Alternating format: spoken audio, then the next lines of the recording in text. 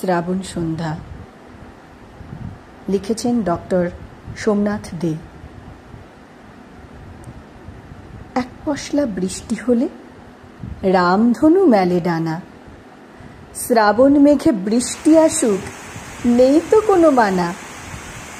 মেঘের ভেলায় তুমি তখন পাহাড় ছুঁয়েছিলে। বৃষ্টি নামলো শ্রাবণ সখীর দীঘল এলো চুলে। সেদিন ছিল শ্রাবণ সন্ধ্যা, সঙ্গে ঝোড়ো হাওয়া। মুষলধারে বৃষ্টি নামলে তোমায় কাছে পাওয়া।